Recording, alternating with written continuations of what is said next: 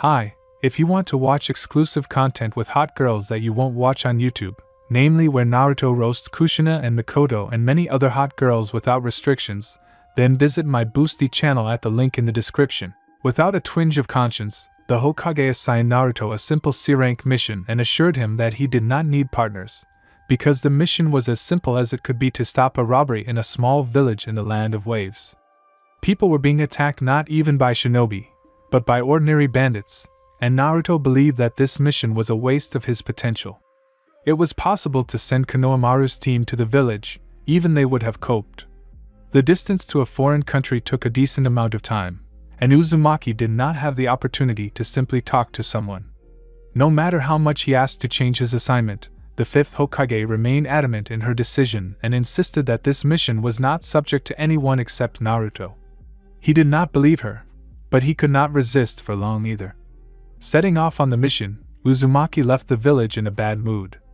Throughout the journey, he was bored to death, unable to have a normal conversation with anyone for almost 2 days, greedily absorbing the stories of the owners of the eateries where he stopped to eat. The Land of Waves greeted him with an impenetrable fog that made him feel sad. He had to get to the village by water. Technically, Uzumaki could simply cross a small river by concentrating chakra in his feet, but he had hired a ferryman specifically to begin the mission right away. First, he had to ask the locals about the bandit attacks. The man didn't seem particularly talkative, but he still shared that the periodic attacks by bandits had knocked the ground out from under the feet of the peaceful residents. As the Hokage had assured him, it was no problem for Naruto to deal with the offenders of this village. "They're looking for the damned boy.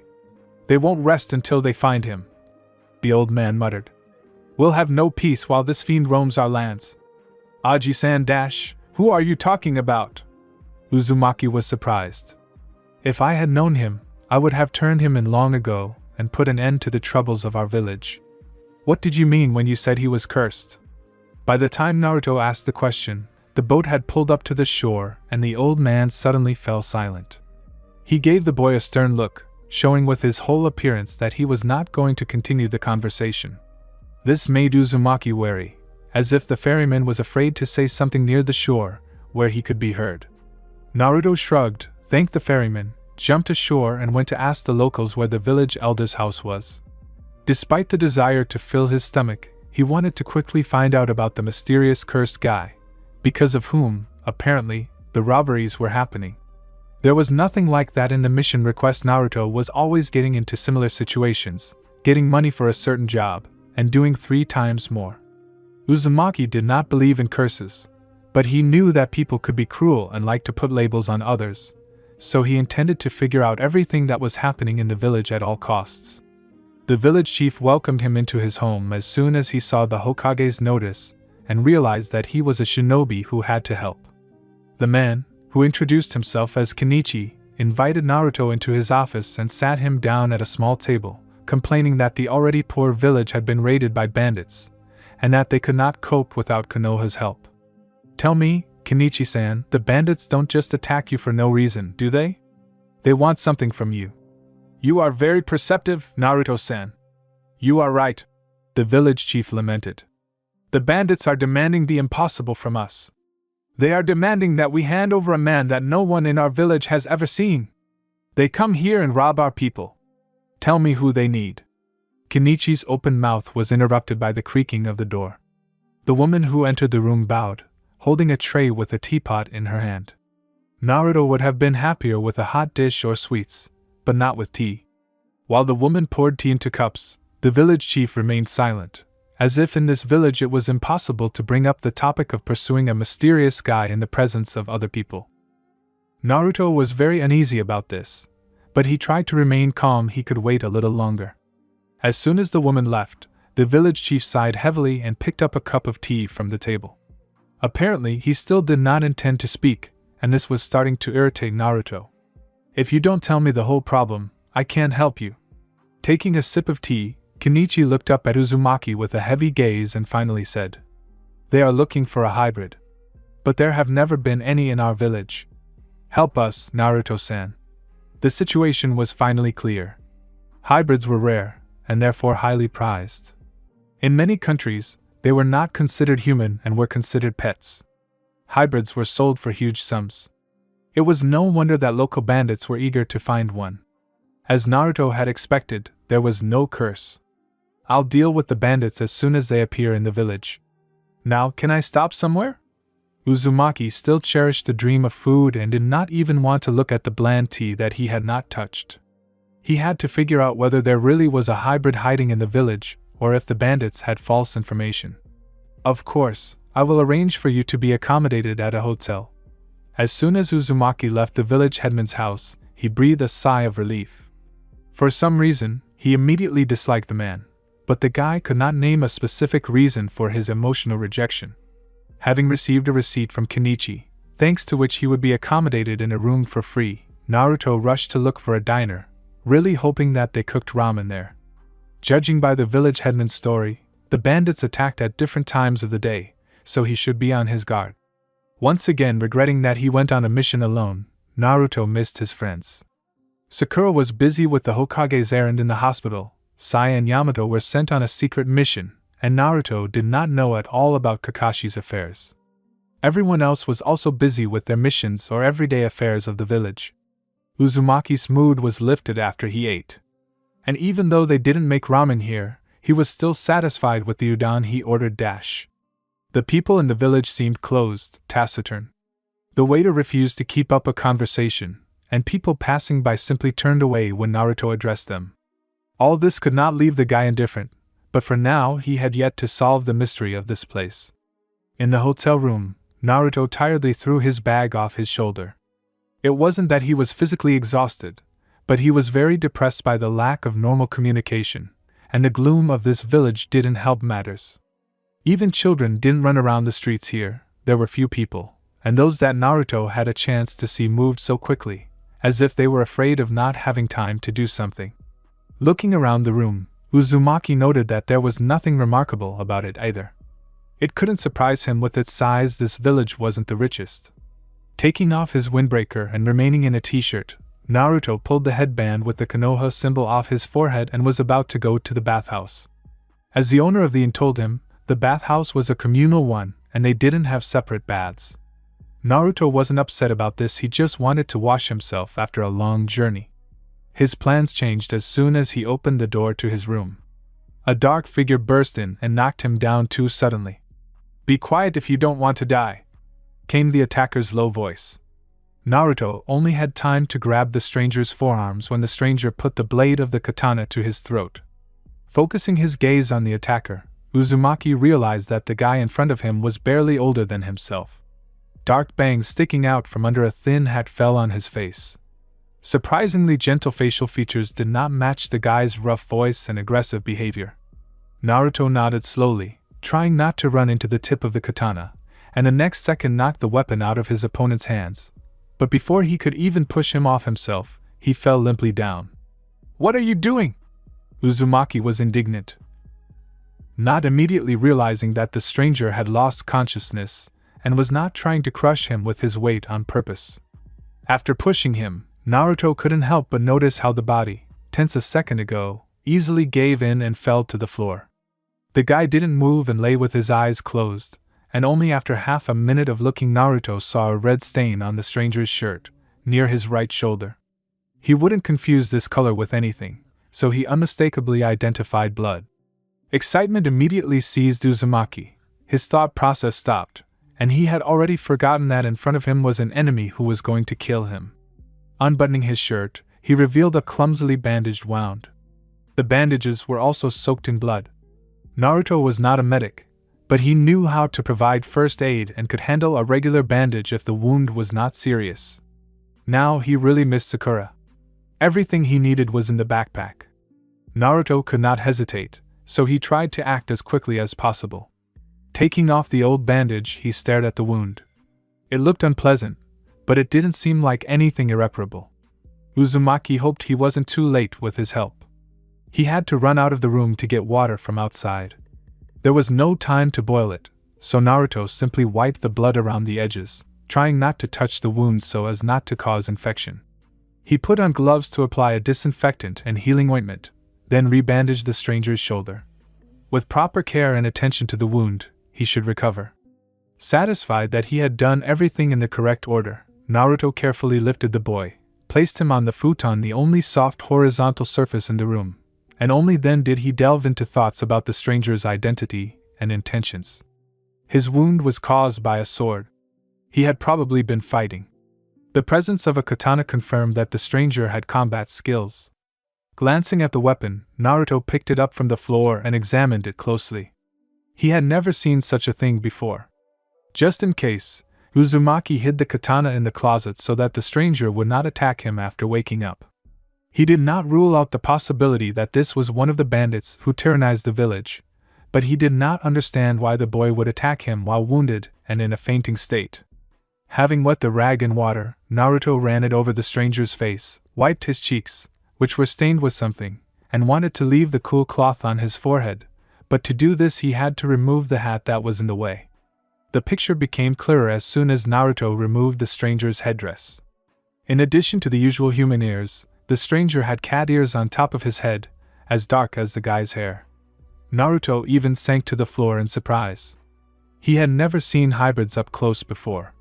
He had met them on missions, but their owners never allowed their pets to freely communicate with other people.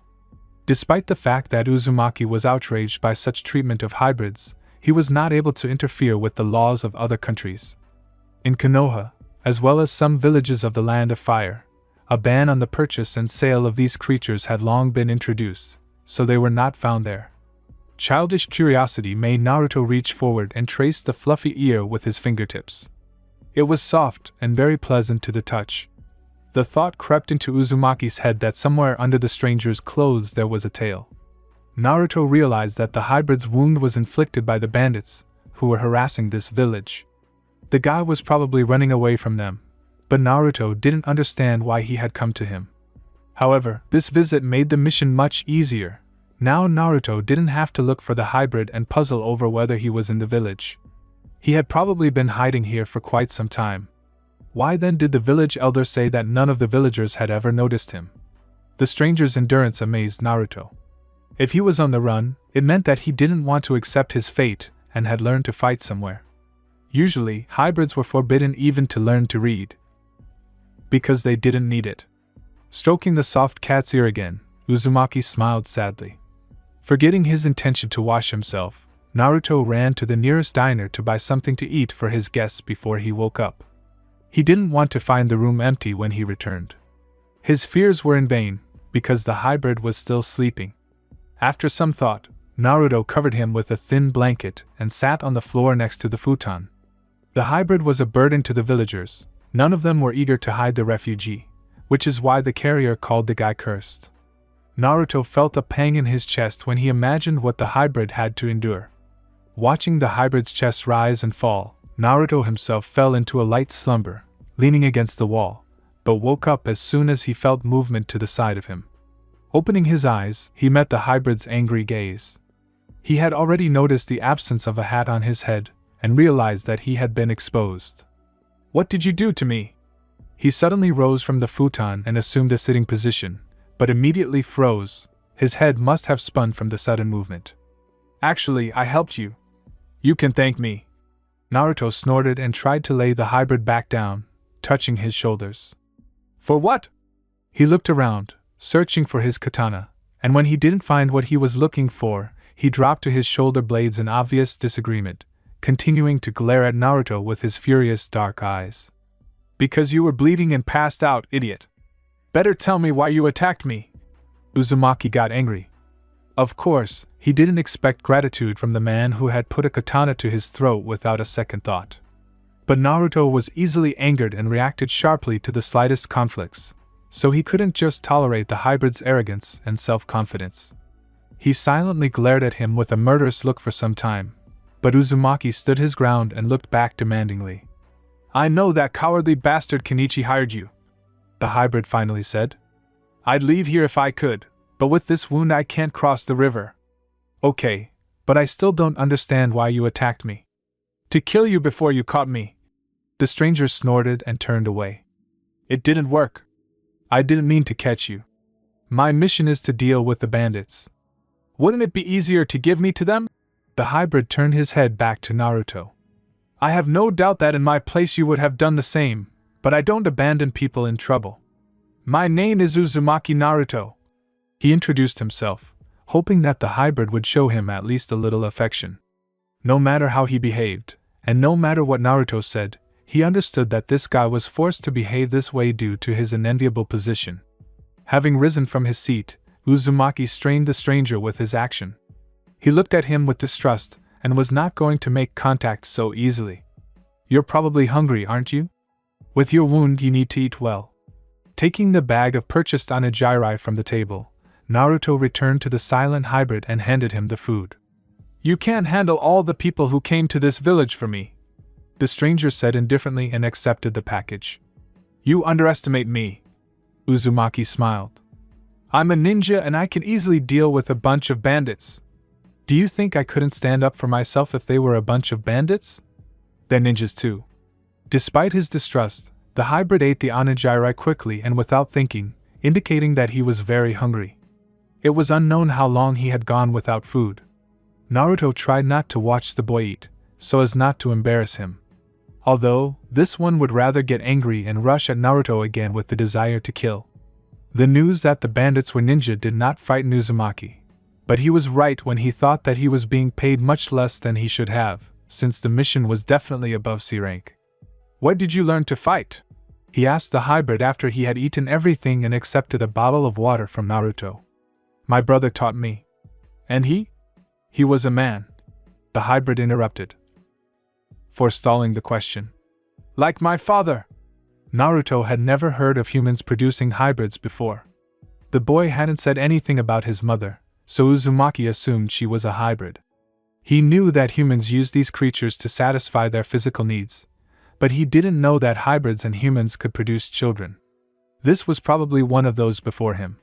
He wasn't like the usual representatives of his species. His rebelliousness was immediately noticeable. Others were docile and pliable, and would never dare to contradict humans, but this one controlled his own destiny and was going to fight. Where are they now? Naruto asked warily. He was alarmed that the hybrid was talking about his brother in the past tense. They are dead. Uzumaki pursed his lips, dreading this answer. He knew what it was like to have no one close to you, to have no one consider you a human being. I'm sorry. If you want to help this village, help me get out of here. The hybrid was not going to waste time on self-flagellation and moved on to discussing business. You can't walk around with a wound like that. You need to wait at least a week until it starts to heal. You're lucky you fainted in front of me and not in front of those who are looking for you. Lucky indeed. You're so kind and noble. Why? Do you want me to spread my legs in gratitude when it's all over? The steel in the hybrid's voice was still there. His suggestion made Naruto choke on air and cough. He hadn't even thought of such a scenario. His cheeks betrayed him by becoming hot. Despite the fact that the hybrid needed help, Uzumaki wasn't going to tolerate such reproaches directed at him. Pervert. Do I need you? You can just get out of here right now. Are you really that sure of your irresistibility? For a second the hybrid froze, as if he didn't expect to hear something like that, but quickly came to his senses and answered. Do you think I need your help? Give me my katana and you will never see me again. Completely enraged, Naruto jumped up from his seat, pulled the weapon out of the closet and returned it to its owner. Good luck, he said defiantly, pointing towards the door. Without thinking, the hybrid grabbed the katana, rose sharply from the futon and rushed towards the exit, but halfway there he lost his balance and leaned dangerously forward. Naruto barely managed to grab his arm to keep him from falling. Anger was boiling inside him, and as much as he wanted to escort this smug person away, he couldn't let him go in this state, when he was falling over from an injury. What's your name? Naruto asked, watching with apprehension as the hybrid pressed himself against the wall, hoping to find support in it and not fall. Uchiha Sasuke, he answered quietly before falling asleep again. By the time he woke up again, Sasuke had lost his composure. His last strength had left him. He had clearly overestimated himself, since he couldn't even take a few steps. He wasn't used to showing off his weaknesses, just as he wasn't used to accepting help from others. His brother had taught him to be strong, but Sasuke simply had no choice. Naruto didn't look hostile, He didn't even look like a real ninja with his bright clothes and disheveled hair. Opening his eyes and finding him in the same place as last time, the Uchiha rolled his eyes. He was used to people not taking people like him into account, used to them always needing something, so he had a hard time accepting Naruto's care. If he had intended to turn him in, he wouldn't have bothered, and he reacted too funny to the suggestion that Uzumaki just wanted to shove it at the hybrid. Sasuke was used to hiding. In his entire life, he had only revealed his true nature to a few people. Girls pitied him, guys wanted him. Naruto had made a dubious impression, and Sasuke had not yet figured out his motives. In any case, he was unable to leave, so he was forced to stay by this man's side indefinitely until he came to his senses. Sasuke had heard from his parents that hybrids were not allowed to live in some villages in the Land of Fire because their sale and illegal keeping were prohibited there. Perhaps Naruto could be trusted, since he came from Konoha and could really help. Uchiha didn't know for sure, but he wasn't going to blindly trust a stranger. He had been very scared when he woke up the first time and saw that he had been helplessly lying there for an unknown amount of time. The second time was easier to accept. "How are you feeling?" Naruto asked and held out a vial with unknown contents. "Wonderful," Sasuke quipped, looking doubtfully at the cloudy liquid in the vessel. "What is this?" "This should take the pain out of your shoulder." Naruto practically shoved the bottle into his hand. "You don't have to take it and writhe in pain if you want." "I don't care." The Uchiha tensed. He couldn't know what exactly Uzumaki had given him, but he really hoped that he wasn't lying, because his shoulder had been really hurting for days. Sasuke wasn't going to bring up the idea of Naruto wanting to do something to him, because the previous experience had been awkward enough. "How are you going to fight a whole group of shinobi? Why were you sent on a mission alone?" Sasuke finally uncorked the lid and drained the contents of the bottle in one gulp. "Still don't believe in me?" Naruto smiled. "I'll go get dinner. Try not to get up. I won't drag you to the futon for the third time. I'll just leave you lying on the floor. I hope you slip and hit your head on a rock on the way," Sasuke said good-naturedly. "It's unlikely to stop me from going for food." As soon as Naruto closed the door behind him, Sasuke quickly unbuttoned his shirt to inspect his injured shoulder. The bandages were new and clean, and not soaked through. His shirt was still dirty from the blood. The Uchiha's other clothes were in his stash, so he couldn't change, but the hotel rooms usually had yukatas for guests. To test his guess, Sasuke carefully got up from the futon. He tried to move slowly so as not to lose his balance again, and not to move his injured shoulder. Holding onto the wall, he moved slowly, reached the only closet in the room and swung the door open. Naruto had put his katana back there. As expected, Sasuke found a clean yukata on the shelf. Without thinking, he took off his blood-stained shirt, then his baggy pants and freed a long ponytail, the same dark color as the ears on his head. Most of the time he was forced to hide his differences from humans under clothes, and it was very tiring. Sasuke straightened his tail, moved it from side to side and put on a yukata. The tip of the tail dangled between his legs, and such freedom was very relaxing. There was no point in hiding from Uzumaki, because he had already exposed the hybrid, and no stranger would enter someone else's room. Having folded his clothes, Uchiha put them in the closet. The only door in the room led to the toilet. Sasuke did his business and returned to the futon. By the time Naruto returned, Sasuke felt hungry. His stomach, which had not known food for about 2 days, demanded more food, having tasted the recent onigiri. An appetizing aroma wafted from Naruto's bag, which Sasuke smelled even outside the door. "Is it just me or has something changed in you?" Naruto asked with genuine interest. Startled by the other's lack of observation, Sasuke shook his head and sat up on the futon. Naruto pulled the low table over to Sasuke so he could eat comfortably from his seat, and sat down on the other side.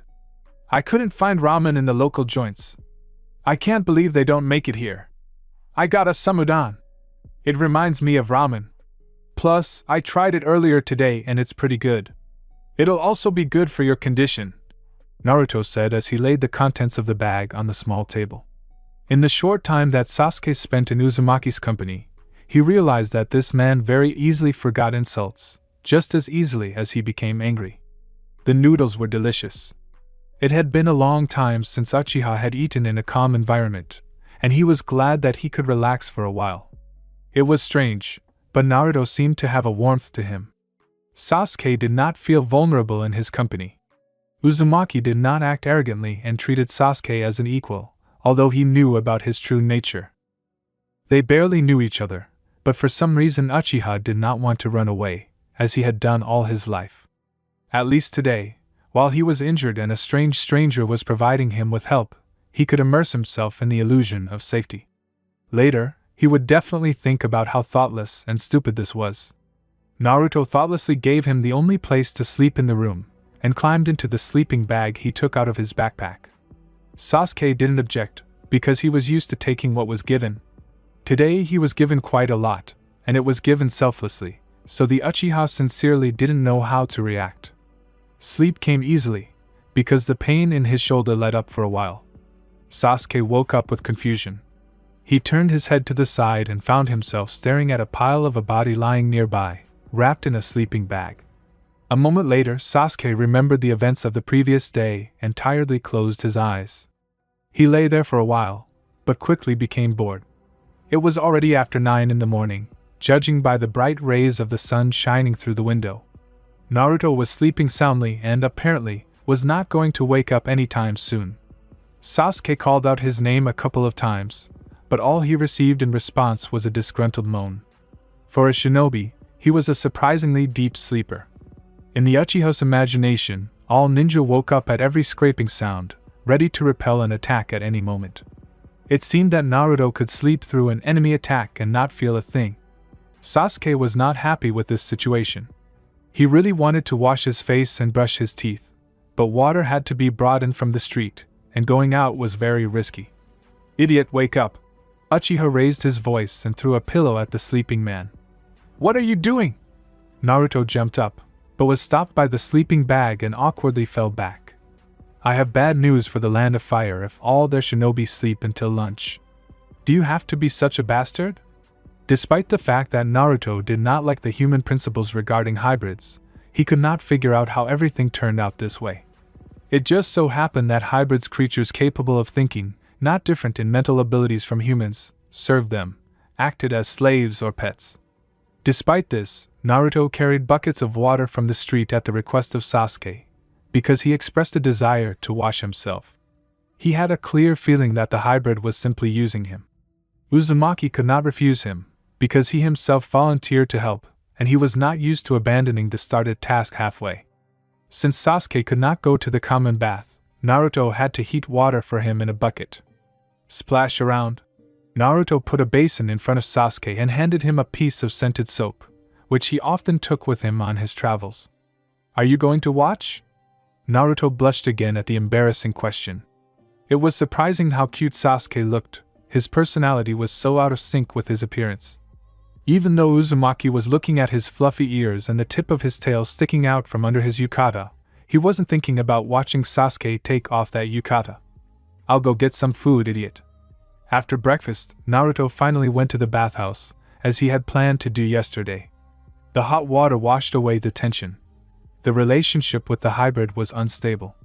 Despite his miserable state, Sasuke could break loose at any moment, and he was not happy about having to accept someone else's help. And although Naruto did not like the Uchiha's stubbornness, he equally admired the hybrid's desire to fight. Until yesterday, Uzumaki had never met a hybrid living on his own, without human care. Sasuke argued that he was in control of his own destiny, but the bandits pursuing him did not agree with this. Returning to his room from the bath, Naruto immediately became wary. The door, which he had definitely closed before leaving, was slightly open. The headstrong hybrid could very well have decided that he no longer needed help and decided to leave. Uzumaki understood how hard it was for Sasuke, and was afraid that he might not see him again. Considering that he had not been caught yet, he must have been very good at hiding. Naruto threw the door open and ran into the room, only to freeze. In front of him, at a small table, sat the village elder. "Kenichi-san?" Naruto said in confusion. "What are you doing here?" In the morning, he assured Sasuke that no one would find him in this room and that he could feel safe. He was not in the room, and Naruto was left wondering where he had gone, and if Kenichi had seen the hybrid. "Good afternoon, Naruto-san." The village headman stood up from the table and bowed. "Please forgive me for this tactless visit. I heard that you like to eat, so I brought you my wife's signature dish." Kenichi pointed to the table where he had placed a large cup with some kind of dish. If Naruto hadn't been worried about the Uchiha, all his attention would have been drawn to the upcoming hearty lunch, but now the most important task was to find the missing person. Apparently, the headman had contributed to Sasuke's departure. He was forced to disappear unnoticed. Kenichi looked very calm and hardly saw him. "The owner of the eatery near your hotel shared with me that you always order 2 portions at once. I'm glad you like the local cuisine," the elder continued. "Yes." Naruto was confused. "They cook very tasty food here.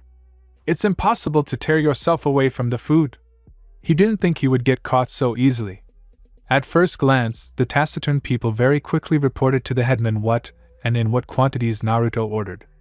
"I would like to remind you once again how important it is for us to get rid of the bandits from this village. I am counting on you. You can rely on me." Naruto hesitated. He needed to get Kenichi out of here as soon as possible, but Kenichi had no intention of leaving. It was obvious that he had guessed something, which was why he had come here using the offering of food as an excuse to meet. "Listen, I'm a little busy," Uzumaki muttered, desperately trying to think of something. "I need to come up with a strategy to be ready for an attack." Yes, strategy is very important in this matter. In fact, Naruto was far from strategy, and in most cases preferred to strike head-on.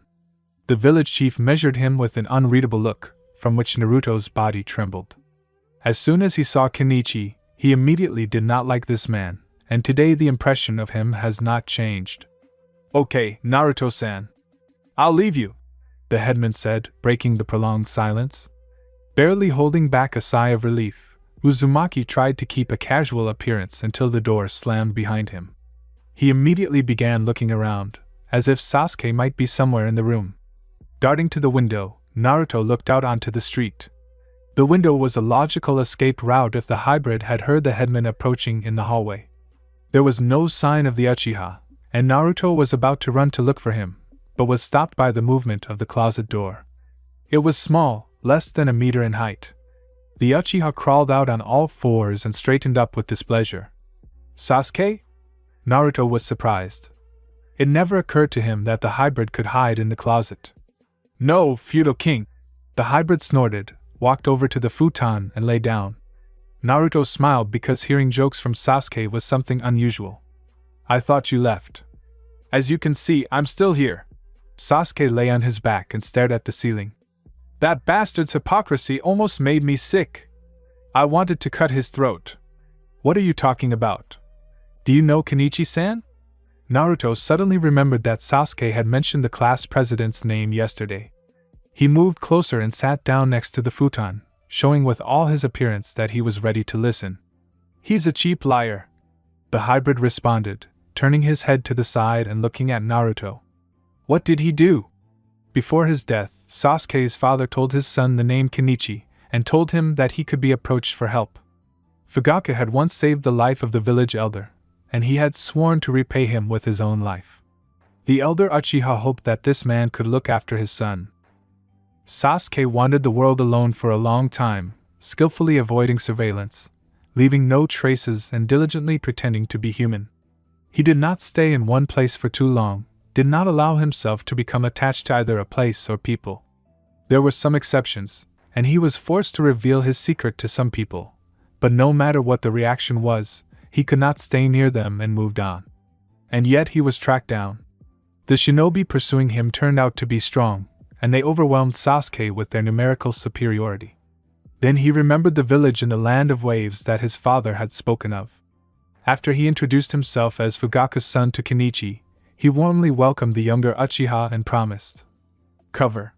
He was only wounded because he was caught off guard. Kenichi informed the bandits of Sasuke's location and literally led them to his room. The wounded hybrid escaped from his pursuers, but was unable to get out of the village, forced to hide on other people's roofs and basements. Almost the entire village was looking for him. Kenichi announced his escape for everyone to hear. Things got more complicated when Sasuke heard about Konoha's request for help. He then decided that he could no longer hide and began to act before he was caught. Having told Naruto everything, Uchiha closed his eyes. The memories of his family cut painfully into his heart every time. His interlocutor sat silently, impressed by the story. Having spoken out, Sasuke did not feel any better, contrary to expectations. On the contrary, the memories of recent events thickened and brought on unpleasant feelings. "That's not fair," Naruto said. "Kenichi had no right to do that." Sasuke held back a shaky breath after hearing the answer.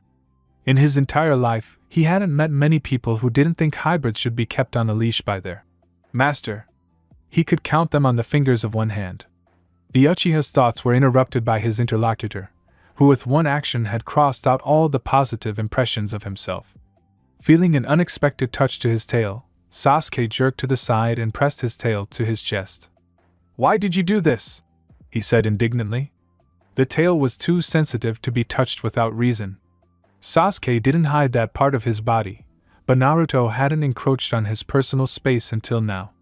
"Sorry, I couldn't resist. Can I touch it some more?" Naruto moved closer. There was no vulgarity or perverted intentions in his request, only genuine interest, but Sasuke was angry because he wanted others to see him as a person, not a creature that could be petted at will. Naruto seemed sincere in his desire to help selflessly, so his advances towards the tail were offensive. "No, idiot, you can't. This is not a toy. I didn't know you were uncomfortable. I've never interacted with hybrids this closely before." Sasuke covered himself with a blanket to be on the safe side, a stupid and childish gesture. He was angry with himself, his fate, and nature. The touch on his tail was not unpleasant. On the contrary, it was exciting and made his fur stand on end from the intensity of the sensations, but because of this he only felt worse. Naruto knew it was rude and tactless to grab someone else's tail, just like any other part of the body, but the dark, short fur was so inviting him to touch it. It felt unusually soft to the touch. Having received the proper negative reaction from Sasuke, Uzumaki vowed never to do it again. Later, he thought about how Sasuke ran away from such touches, unexpected and impudent. He felt disgusted by his own unrestrained behavior, and Naruto apologized several more times.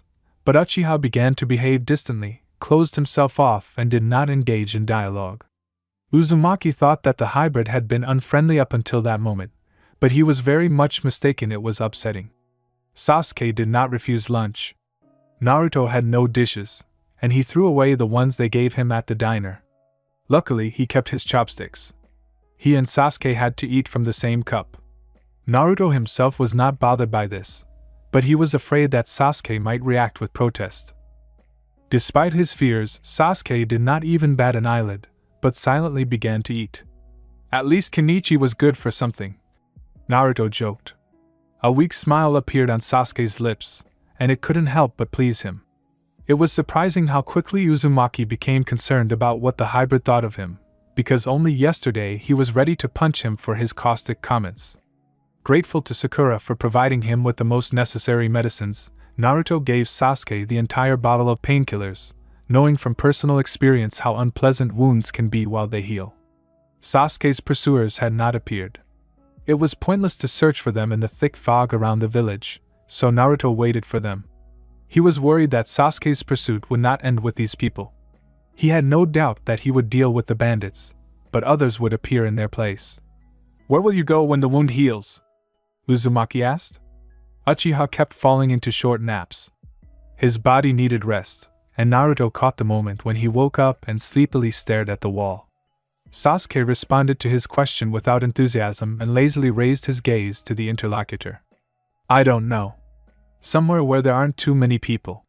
Do you want to spend your whole life on the run? It's better than lying at someone's feet and counting on someone else's leniency. But there are villages that have a ban on." Naruto hesitated, not knowing how to pronounce the word that implied selling and abusing a hybrid. "In general, you won't be persecuted. Do you seriously think that this is possible? Have you ever seen a hybrid that works and runs a household on its own? People won't leave me alone. You can go to my village." Naruto wasn't sure if Sasuke would be accepted into Konoha when he suggested this. There would probably be people who would object to it. He himself had to train hard and prove his strength so that the villagers would see him as a human being and not the Ninetales. Do you really not want to part with me? Uchiha smiled, and Naruto felt a rush of heat. It was unknown whether from the embarrassing phrase or the sincere smile. Jerk. Despite Sasuke's skepticism about the proposed idea, Naruto would definitely return to this conversation. Uzumaki had only known the hybrid for 2 days, but he couldn't just leave him like that, knowing that he would have to run for the rest of his life. Considering that Uchiha had been hiding for a sufficient amount of time and had combat skills, he didn't really need protection, but Naruto was ready to defend his rights to a normal life, because he couldn't just close his eyes to such injustice. Especially when he could change something. Closer to night, when Naruto spread out his sleeping bag, Sasuke suddenly thought that they were doing too much for him. And if yesterday he fell asleep on the only futon with a clear conscience, today he felt uneasy. In his desire to help, Uzumaki was sincere, and it was impossible not to notice, even if at first the Uchiha could not believe it. His attitude meant a lot to Sasuke, because not every person is ready to take a hybrid into account and treat him seriously, and not like an animal. The disposition towards Naruto appeared imperceptibly and inexplicably quickly. If someone else had been in his place, Sasuke would have been captured and handed over to the bandits long ago, but Uzumaki stubbornly insisted that he was going to fight them. You can lie down next to me. The phrase escaped his lips thoughtlessly, and Sasuke hurried to justify himself so that Naruto would understand everything correctly. It's not very comfortable in your ridiculous bag. Cursing his own thoughtlessness, Uchiha tried to look casual and indifferent, so as not to show his excitement. Naruto looked up at him in surprise and stopped trying to straighten out the sleeping bag. It will be cramped, he said uncertainly. Not much. The futon was a single, but wide enough for 2 guys to fit in. Is this another one of your jokes? Now I agree, and you will accuse me of encroaching on your honor? Naruto said with glee, as if he had figured out the solution to the mystery of the universe. Idiot, why do I need this? Sasuke already regretted his offer and was about to take his words back, but Naruto walked up to him, sat on the edge of the futon and said with a smile. I don't know. You seem to like acting like a jerk. Rolling his eyes, Uchiha crossed his arms over his chest in displeasure. He would have been happy to turn away from Naruto and lie on his side, but his injured shoulder did not allow for such actions. This is your futon, and I'm taking your spot. It's only fair if you lie down next to me. Sasuke continued to justify himself. If you don't want to, go to your bag. I want to. Naruto agreed unexpectedly quickly and climbed under the blanket, settling down next to the hybrid. Feeling the warmth of the other, Sasuke closed his eyes to calm the excitement spreading throughout his body and focus on thoughts that did not concern Naruto. It was unusual to lie next to someone, but the Uchiha did not feel any hostility. Perhaps he would find it pleasant, but he was too tense and could not latch on to a specific thought. Uzumaki prudently lay on the left side so as not to disturb the hybrid's injured shoulder. If you change your mind or you're uncomfortable, I'll lie back down, he said, breaking Sasuke out of his raging thoughts. Everything is fine, he responded. Naruto shrugged, closed his eyes, covered himself with half of the blanket, and got ready to sleep, to which Sasuke snorted quietly. You didn't put out the lantern. Without waiting for Naruto to get up, he got up from the futon himself to get rid of the light source. Sasuke was good at navigating in the dark, so he covered the distance to the futon in a couple of steps and lay down on his side. Sleep did not come to him, unlike Naruto, whose breathing evened out very quickly. Sasuke realized that he had fallen asleep and envied him. He himself had not managed to get used to the feeling of someone else's warmth next to him so quickly, and he came to the conclusion that Naruto, most likely, was not the first time falling asleep with someone next to him. After a few minutes and futile attempts to fall asleep, the Uchiha realized that it was quite uncomfortable to lie in such a cramped space. The blanket was not enough for both of them, and he had to lie on the very edge, almost touching the floor. Sasuke wanted to take his usual sleeping position and lie on his side, but on one side his injured shoulder was in the way, and on the other side Naruto was in the way, to whose face the hybrid would be too close. It is unknown how long the Uchiha lay there just like that, until the Uzumaki unexpectedly threw his arm over him. At first, Sasuke wanted to throw it off and indignantly push Naruto in the side, but a moment later he realized that they were not trying to hug him. Naruto was sleeping and did the action by accident, which made Sasuke confused. Not rushing to remove his hand, he lay in this position for some time, thinking about his feelings. Calmness covered him with a second blanket. The person next to him was different from the others. That's why Sasuke trusted him so quickly. It was surprising. Having made up his mind, he turned to Naruto and moved closer. Now Sasuke was touching his nose to the other's temple and laying close, and this position allowed him to completely cover himself with the blanket. Lying in Naruto's half-embrace, he fell into a long-awaited sleep. Part 3 The morning greeted Naruto unusually early. He wanted to continue sleeping so badly, but something was bothering him. Without opening his eyes, he concentrated on his sensations to identify the source of the irritation. Something was tickling his neck in an unusual way, and Uzumaki had to open his eyes to deal with the interference and continue sleeping. The picture that appeared before him surprised him so much that it instantly shook off his drowsiness. Naruto remembered that he fell asleep on the same futon with Sasuke. He also remembered that there was not much space and their shoulders were touching, but he was sure that he did not hug the hybrid, and he was not in such an embarrassing proximity. Having shifted down, the Uchiha lay on Naruto's shoulder and tickled his neck with his cat ears. This is what woke the guy up. Carefully removing his hand from the stranger's body, Naruto tried to carefully move away so as not to wake Sasuke. If he woke up, he would immediately start being sarcastic and throwing unfounded accusations. Unfortunately, it was impossible to push the Uchiha away unnoticed. His tail, which Naruto had treacherously grabbed yesterday, was now lying on his ankle. It was long, not very fluffy, but soft. Naruto felt the touch of short fur on his bare skin, because his own pant leg had ridden up a little. Uzumaki closed his eyes in resignation and gave up trying to move away. Like all hybrids, Sasuke was handsome, but unlike others, he could not boast of elegance. He had grace, but the Uchiha had a core.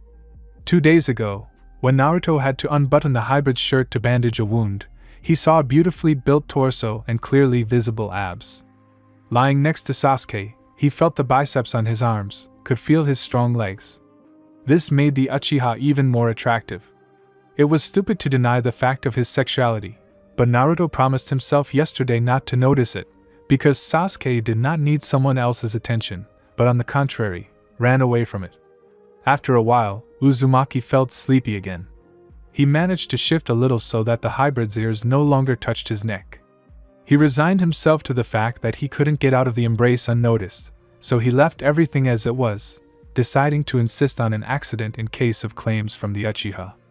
Indeed, Naruto was not to blame. He had not thought of hugging Sasuke in his sleep, despite how pleasant it was to lie with him so close. The second time he woke up, Sasuke wasn't on the futon. He was sitting on the floor, leaning his back against the wall. Naruto was immediately scared that he had pushed the hybrid away from him, and he didn't like what he saw when he woke up. "Good morning," Uzumaki greeted him uncertainly, lazily rising from the futon. Sasuke didn't answer, but nodded as a sign that he had heard the phrase and taken note. Naruto snorted as usual and covered his head with the blanket, as if it were a wall between him and the hybrid's vile character. The tension suddenly eased, leaving behind the usual dissatisfaction with the Uchiha's behavior. "Bring me some water," he said. The phrase did not sound like a request at all, but rather like a statement that could not be disputed. Naruto pulled the blanket down to his nose and looked questioningly at Sasuke. "I thought cats didn't like water. This may shock you, but I'm not a cat." Carefully ignoring the hybrid's piercing gaze, Uzumaki left the room to get some water. He felt ambivalent around the Uchiha. His sarcasm was off-putting, but there was something more, something real, hidden right behind it. Naruto understood the reasons for his forced roommate's behavior. With his imperious decrees, the distorted line of his lips, and his shameless manners, Sasuke drew a clear line and did not even allow him to think about the fact that his true nature was to obey a person. As soon as Naruto brought in and heated the water, he hurried out of the room before he heard another discouraging and embarrassing phrase from Sasuke about his naked appearance and Naruto's desire to look at him. Looking into a familiar eatery not far from the hotel, Naruto noticed other people's sticky looks at him. They also looked at him on the way here, like he was a leper, as if everyone already knew that he was hiding a hybrid in his room, and were judging him for it. However, Uzumaki did not attach importance to the excessive attention from the villagers and ordered 2 portions of udon with a smile. No matter how unfriendly the locals were, Naruto was not going to refuse food, just as he did not intend to refuse the intention to protect Sasuke. Absorbing the unspoken hostility and condemnation of the villagers, he increasingly understood how hard it was for the Uchiha, and how amazing his endurance was. Upon returning to the room, Naruto found a bored Sasuke on the futon. He had already finished his bathing procedures, got rid of the used water, and was looking at the ceiling without a care in the world. "I brought breakfast." Naruto, with a familiar movement, moved the table to the futon and put cups of food on it. Today's Sasuke seemed more thoughtful than the last 2 days. Naruto didn't know him well enough yet, so he couldn't know if this was his usual state.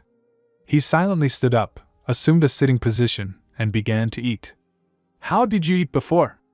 Uzumaki asked, hoping to get the hybrid to talk. He was getting bored in the silence.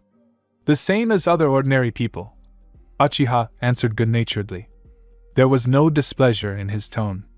It was like he was explaining something to a child. "You mean, where did you get the food?" Naruto asked, scratching his head as he thought about this aspect of Sasuke's life. "I had to steal, if that's what you mean, but mostly I bought them." Catching Naruto's questioning look, Sasuke continued his explanation. "I worked." Waking up in the morning in someone else's arms, Sasuke was scared. His first desire was to hit and jump up, but familiar light curls came into his field of vision, and he calmed down. Loudly exhaling, Sasuke closed his eyes. The accelerated pulse gradually recovered. After lying next to Naruto for a couple more minutes, the Uchiha carefully removed his hand from his body and rose from the futon. Despite the fact that they were just sleeping next to each other, Sasuke felt like he had done something shameful.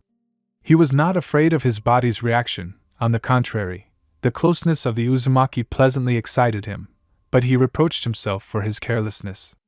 By the age of 15, the Uchiha had managed to learn that he should not allow someone to get too close to him. He didn't want to wake Naruto today, even though Sasuke had no intention of sleeping anymore. He simply sat against the wall, as if the distance between him and his temporary neighbor could dissolve the dubious feelings in his soul. He had the opportunity to study Naruto's face, and Sasuke took advantage of it. For the past 2 days he had tried not to look at the boy, so as not to show his interest. When the Uzumaki wasn't wearing the headband with the symbol of his village, his hair fell over his forehead. There were unusual stripes on his cheeks, similar to scars, the origin of which Sasuke could only guess. In his sleep, Naruto spread his arms out in different directions. This was exactly the reason Sasuke woke up in his arms. It is unknown how long he sat on the floor, but when Uzumaki opened his eyes, Uchiha put on his usual mask of indifference and tried not to give away the excitement raging inside. Having known the man for only 3 days, he reacted too sharply, but this was not surprising at all, because Naruto smiled almost all the time. He did it sincerely, without trying to flirt or flatter. He also treated Sasuke as if they were friends, because caring for the hybrid was not part of his mission. An important reason why Uchiha felt comfortable around Naruto was that this man communicated with him as an equal, did not try to reproach Sasuke for the nature of his essence, was not going to shake some privileges from him for himself as a savior, and did everything selflessly, as if it was normal for him. Sasuke took advantage of this, but was unable to keep his feelings under control. As soon as people learned of his nature, they began to show him a sticky, obsessive attention, and for the first time, Uchiha himself experienced desire. It turned out to be pleasant. Answering Naruto's questions about his own food, he told details about temporary workplaces. After the death of his parents, he was forced to work part-time to earn money for food and basic necessities.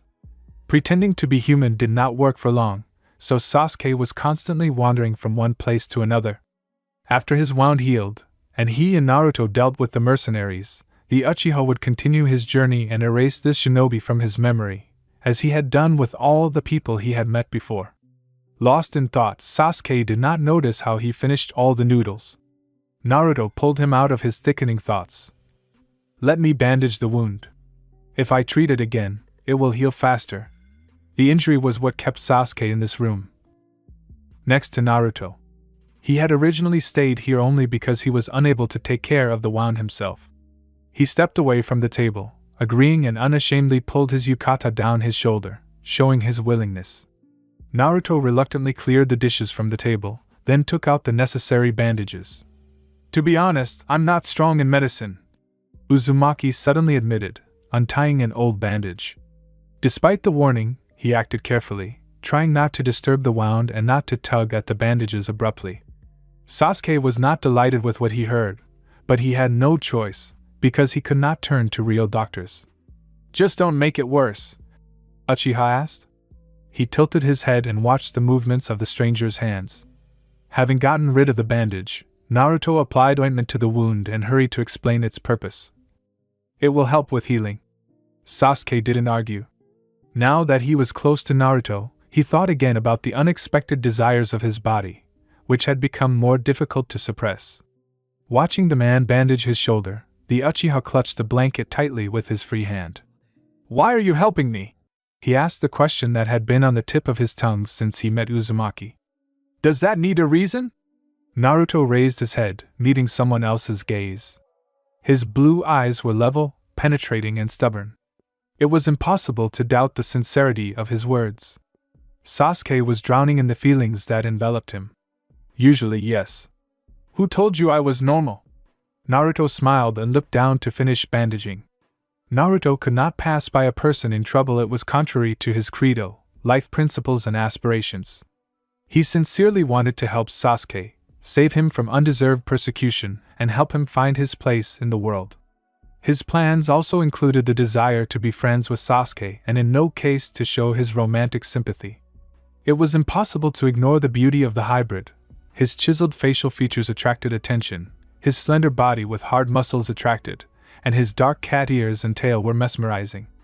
Uzumaki had to make physical efforts not to stare, because he did not want to offend Sasuke, because he realized that he was trying to avoid such an attitude towards himself.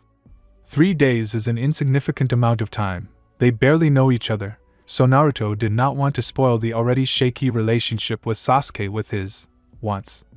That is why he did not expect to feel a kiss on his lips, and did not even immediately realize that the Uchiha kissed him.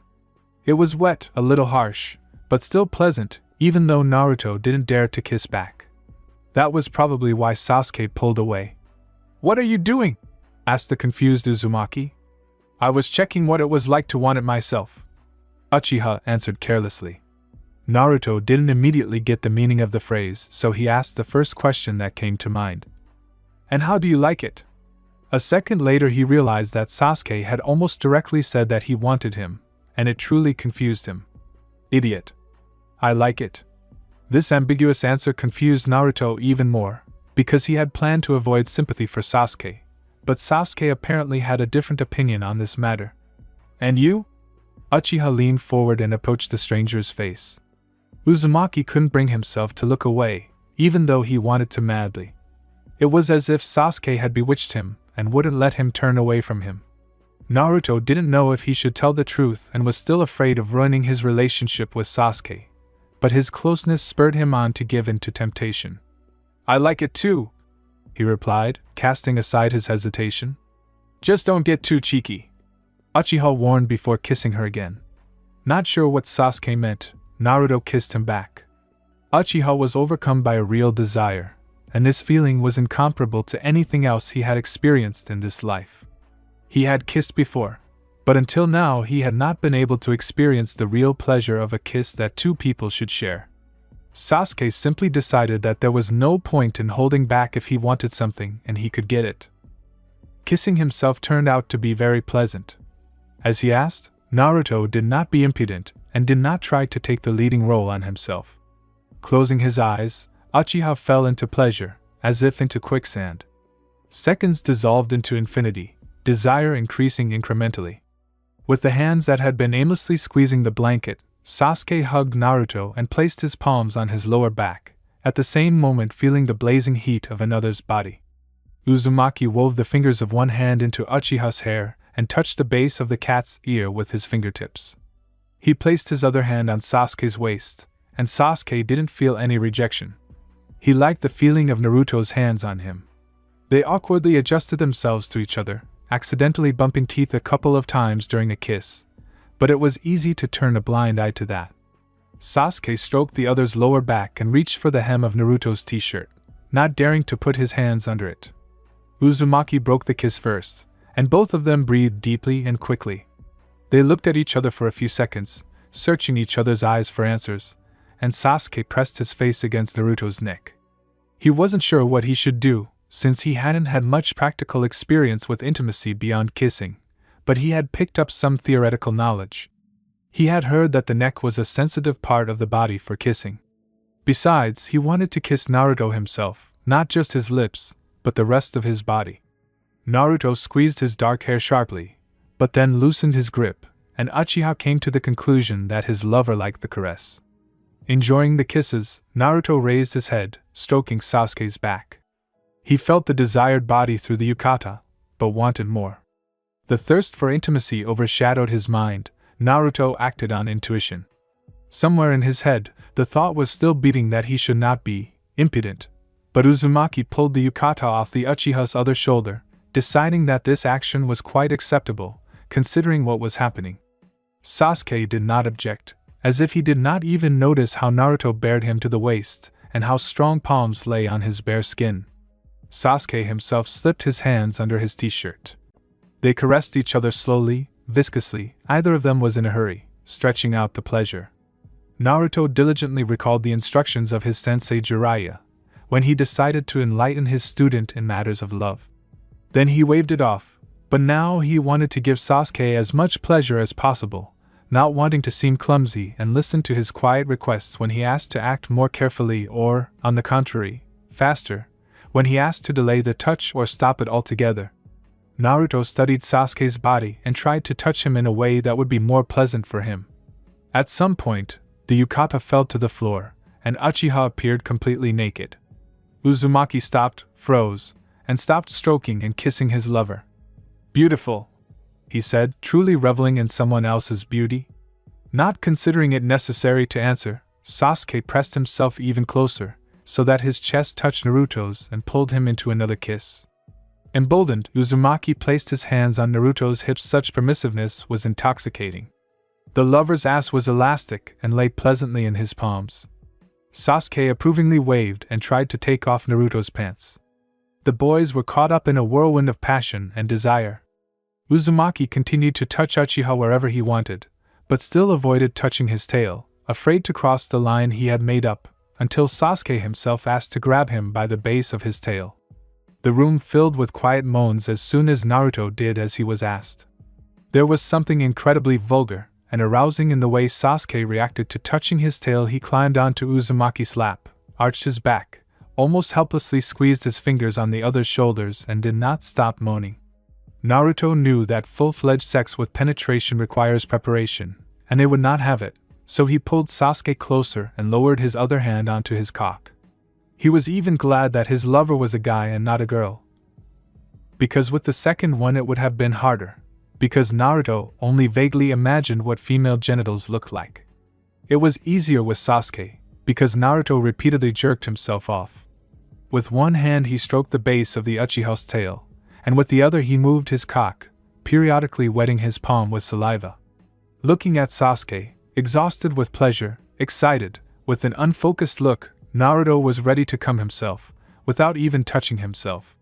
His hard cock pressed against his stomach and demanded attention, but Naruto wanted to please his partner more than himself. The Uchiha didn't last long and finished in the stranger's hand with a final, quiet groan. Restoring his ragged breathing, he looked at Uzumaki more consciously and lowered his gaze down to his excited organ. Spitting on his palm, Sasuke began to rhythmically move his hand. Not expecting such agility, Naruto opened his mouth in a silent groan and grabbed his lover's ass with both hands. It didn't take him long to reach the peak either, and very soon they fell onto the futon.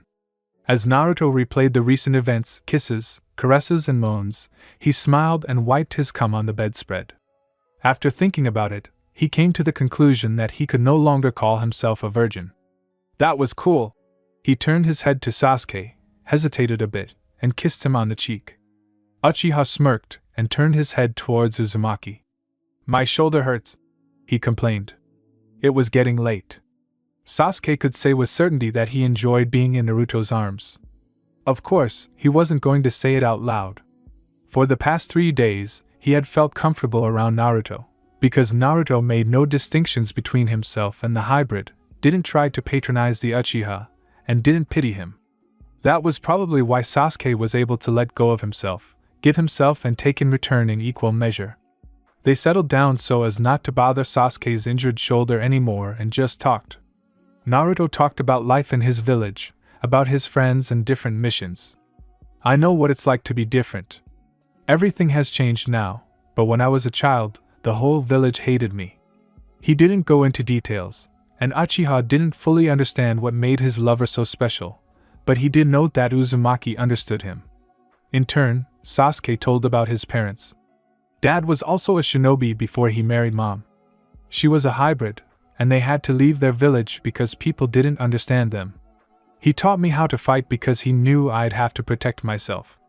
My brother was luckier because he was born human. He still died though.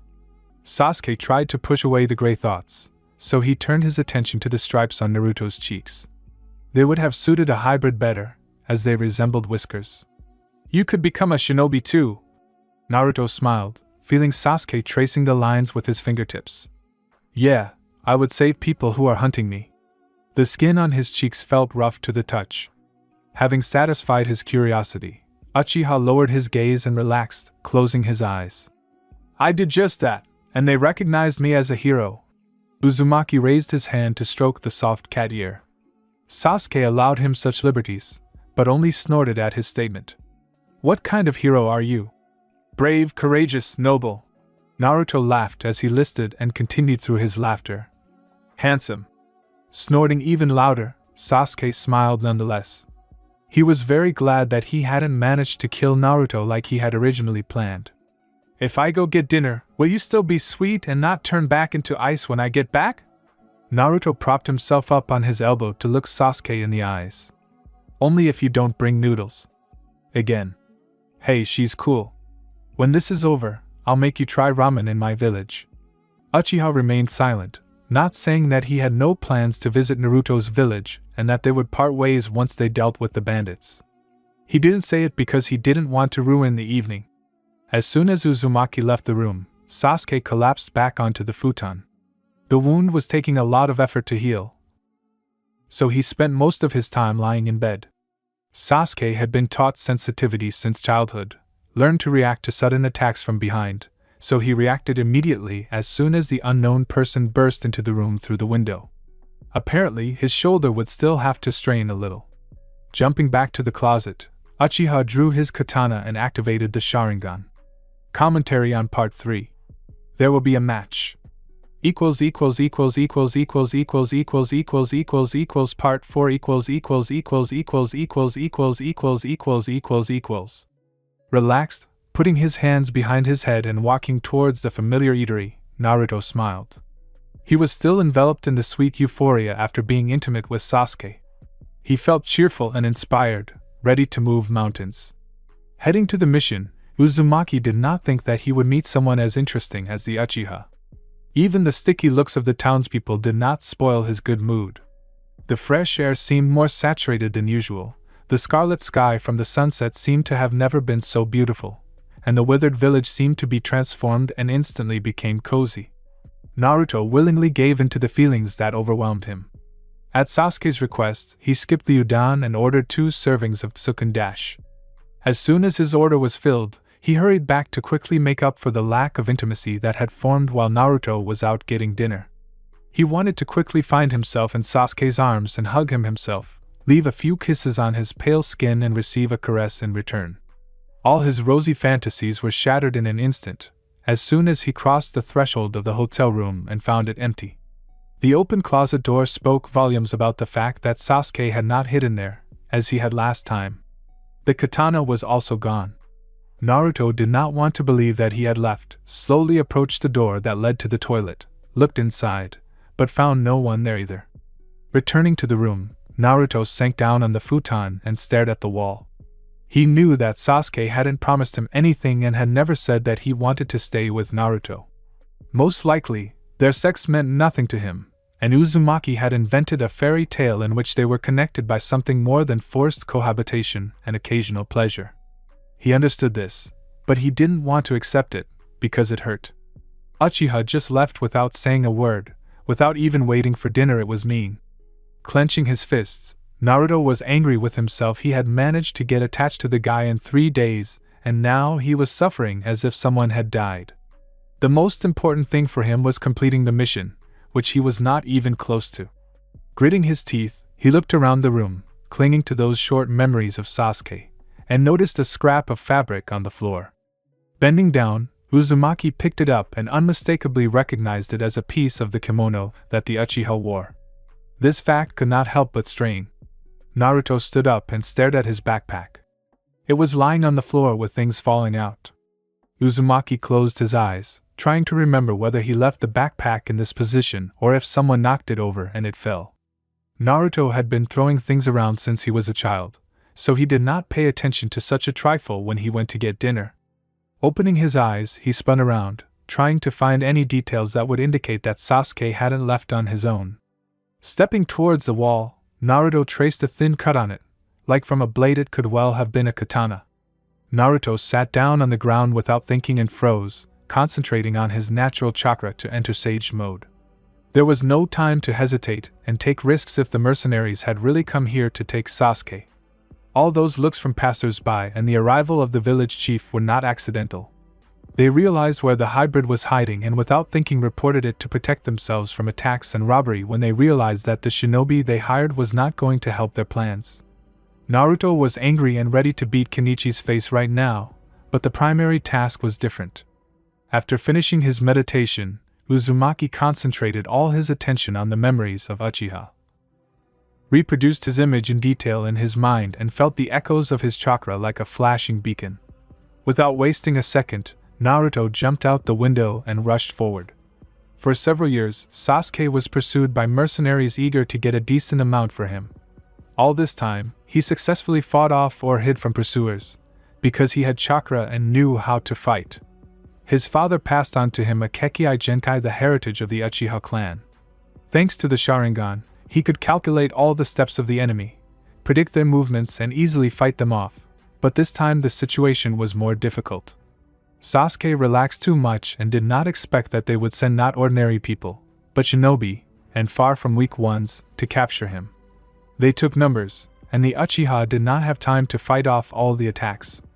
His Sharingan was incomplete, he never managed to acquire Mangekyo, and he did not possess Genjutsu, unlike his brother, so he could not use his innate power to its full capacity. The enemies managed to wound him, but Sasuke hid, although he could not run far. His working arm, which held his katana, was damaged. When he was surrounded in the hotel room, he was at a disadvantage. The mercenaries found out where he was and waited for Naruto to leave to attack. It all happened too fast, it was pathetic. The opponents knew who they were going to fight and were well prepared. They had seen Sasuke's Sharingan in the previous battle, so they found a way to seal it. The Uchiha was caught too easily, he didn't even have time to use ninjutsu. The enemies cornered him with combined attacks, and at the right moment they stuck a scroll with a seal on his eyes. He couldn't see anything even using the Sharingan. Absolute darkness appeared before his eyes. Sasuke gave in to fear for just a moment, and that was enough for the enemies to knock him out. A severe pain in the back of his head, lethargy throughout his body, and the inability to stand on his feet, that's all he remembered before he passed out. Uchiha could hear someone's voices, the snorting of horses. He felt a cool wind on his skin, his shoulder and arms were unpleasantly sore. All these sensations made it clear that he had woken up. He could not understand where he was, what surrounded him, he only felt something cold beneath him, reminiscent of the ground. An attempt to rise was unsuccessful, the pain in his head came back. Sasuke realized that his hands were tied behind his back so tightly that he could not make seals, Are you awake, baby? Uchiha flinched and turned his head in the supposed direction from which the unfamiliar voice came. I'll rip your guts out, Sasuke hissed. A sharp pain shot through his cheek and his face jerked to the side like a puppet. He realized he had been hit. Watch your language, slut. Or what?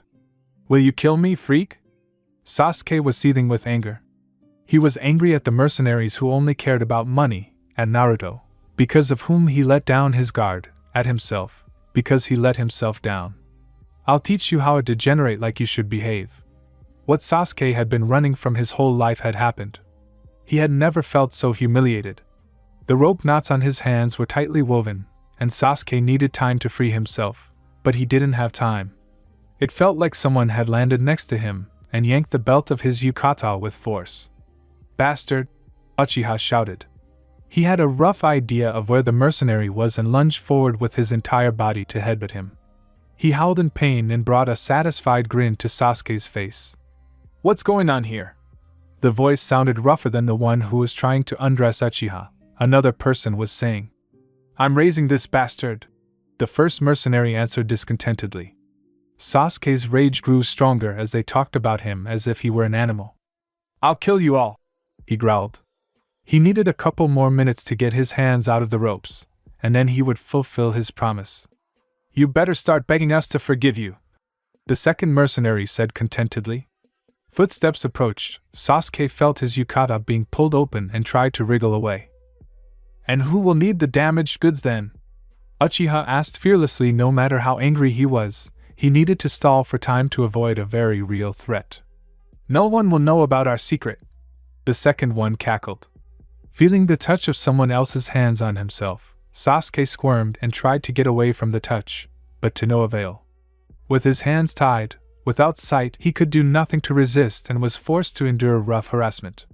Bastards, I'll make you scream in pain, the Uchiha hissed. One of the mercenaries pinned him to the ground while the other groped his naked body. The yukata was still on Sasuke's shoulders, but it didn't hide anything. Feeling sticky hands on his tail and flaccid member, he didn't stop wriggling. One of the mercenaries grabbed his ear and pulled. You better behave yourself, creature. It was the one Sasuke hit. He was clearly angry and was going to get even with the hybrid, taking advantage of his position. Uchiha felt sick with disgust. He was disgusted by the very thought that they were doing this to him, and every touch burned like fire. An impressive rumble somewhere nearby attracted the attention of all three. Screams could be heard above the noise. The mercenaries stopped their actions, and at that moment Sasuke managed to get out of the ropes. Jumping up, he made hand seals without looking and sent a pillar of fire towards his opponents. The screams of others eloquently confirmed that he had hit. Tearing the seal from his eyes, the Uchiha activated the Sharingan and saw what had distracted his captors. Naruto was moving at an incredible speed, attacking the other mercenaries with huge clots of chakra in the form of spheres and looked terrifying. At that moment, Sasuke understood why he was sent on a mission alone. The others would only get in his way. Uchiha wrapped his yukata around himself and belted himself, and approached the would-be rapists. Their bodies were covered in terrible burns from the fire attack. Both were lying on the ground, unable to rise. You bastards, are you going to beg for mercy? Sasuke formed seals and spewed fire from his mouth, directing it straight at the mercenaries. Their pleas for Sasuke to stop turned into cries of pain. Turning around, Uchiha caught Uzumaki's gaze, but ignored it and rushed into battle. Together, they dealt with the mercenaries in a matter of minutes, despite their skilled techniques. The mercenary camp was located beyond the sea, deep in the forest. They sent so many people after Sasuke, as if he were an S-class criminal. Hybrids were very highly valued. Naruto saw him immediately, tied up like an animal. The hatred that had restrained him burst out in an instant, in a huge stream. One after another, Uzumaki knocked the mercenaries off their feet, not really controlling the supply of chakra. Until that moment, it seemed to him that he understood Sasuke's feelings, his isolation and rudeness, his fears and desires to distance himself from people. Everything was crossed out by one picture when Naruto saw with his own eyes what people could do to hybrids. Despite the fact that people avoided and hated him, Uzumaki had never experienced anything like this. In his case, such a reaction was caused by fear, But with Sasuke it was different. People did what they wanted because of permissiveness, because they could and wanted to mock the hybrid and indulge their egos at his expense. The Uchiha freed himself from the ropes, did not wait for help, and without thinking, rushed at his captors. Thanks to the sense of chakra in hermit mode, Naruto was able to see Sasuke's dojutsu, his red eyes, even from a distance. Every movement, every attack was precise, as if he predicted the enemy's movements. Naruto suspected that this was the case. The battle didn't last long. Soon, only Sasuke and Naruto were left standing. "What the hell did you come for?" Uchiha shouted. "I wanted to help." Uzumaki looked at him with bewilderment. He was hurt, but he understood what had caused the hybrid's reaction. Sasuke had just been nearly raped by people who were going to sell him. No wonder he wasn't exactly known for his kindness. "I could have managed without you." Without looking at Naruto, Sasuke moved towards the mercenaries' belongings. Several bags were piled up. Among them, he quickly found his katana and its sheath, after which he moved in an unknown direction. "Where are you going?" Uzumaki was indignant and rushed after him. Uchiha didn't answer. He gripped his katana tighter and quickened his pace. "You can't hide forever. No one in this world can handle the problems alone." "Sasuke, wait."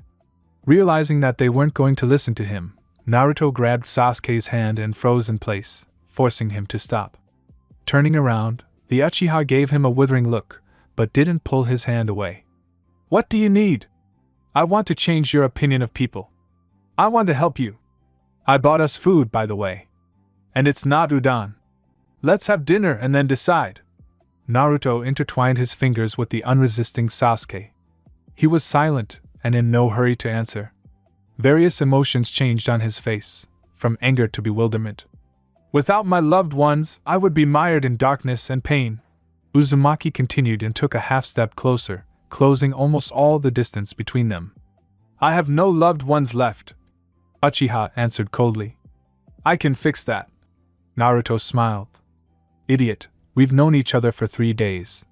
How can you say that?" "I know how to keep my word." The anger did not want to fade. Overwhelmed by emotions, Sasuke dreamed of hiding, finding himself in a secluded place and licking his wounds alone. Despite the fact that he had dealt with his offenders, he still felt their phantom touches on his skin. He was ashamed that he appeared in such a humiliating position in front of some bastards. Moreover, this picture was witnessed by the only person who did not see him as a hybrid and communicated with him as an equal. As luck would have it, Naruto clung to him and did not give him a chance to hide from him. Despite his anger, Sasuke was in no hurry to unsheath his katana, because Uzumaki was not his enemy and did not deserve to take out his anger on him. Feeling the touch of a warm palm, Uchiha stopped. He didn't know how he should react to Naruto's persuasion. On the one hand, his words sounded like pure nonsense, but on the other, the Uchiha sincerely wanted to trust him, despite how little he knew this man. Even in a short time, he managed to get to know him enough to draw some conclusions. The Uzumaki was amazing in his worldview, to some extent childish and naive, but filled with sincerity and justice. As much as Sasuke wanted to be alone, he couldn't overcome the desire to trust Naruto and stay close.